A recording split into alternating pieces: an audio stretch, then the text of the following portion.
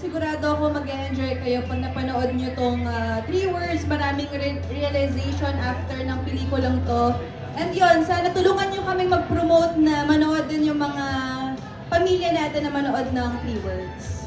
Miss Loisa Antalio Alonte. Yes, ano yun? May question ako. Kunyari, ayan na, may babagsak na malaking asteroid dito sa Cinema 2. Ayun na siya! Ano ang 3 words mo? Ang 3 words ko, I love you. Hindi ako. In character si Beauty. I love you. Bakit I love you? Bakit hindi? Sorry po. Sorry po. Oo nga naman. Bakit hindi? Siyempre, bakit hindi? Si Sir, ano pong masasabi niyo tonight sa mga nag-support here sa 3 Words premiere na? Ayun, maraming salamat sa lahat ng pumunta dito. Kaya nga nasabi ni Loisa, kahit mahal na yung mga guests ngayon, nandito pa din kayo para sumuporta.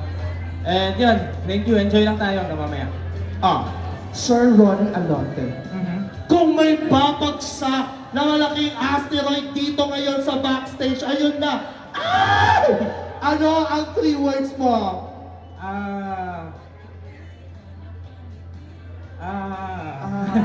Dalawa. I miss you. I miss you.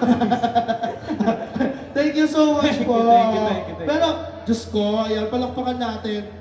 Mr. Ronnie Alonte and Mrs. Loisa Andalio Alonte and Direct Philip Solomon. And of course, di ba, tonight, Sir Ronnie, may sineselebrate din tayo, di ba? Bukod sa premiere night, ano nga po ba yung sineselebrate natin? Birthday mo, Be. Happy birthday. Happy birthday to you. Happy birthday to you. Happy birthday, happy birthday. Happy birthday to you. Ayan, kaya tawagin naman natin lahat din ng cast ng 3 Words, Miss Angel Raimundo, ayan. Kitch Minamoto, ayan. Palakpakan naman natin sila. Mag-picture muna tayo.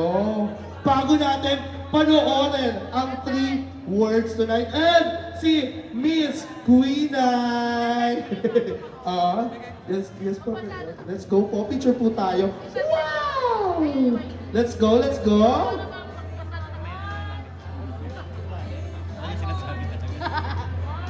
Ayan, mapapanood po natin ang 3 Words bukas, April 22, 2026 in cinemas nationwide. Directed by Direct Philip Solomon. Yes, and starting with Ronnie Alonte and Loisa Antalio Alonte. Hiningal ako, mare.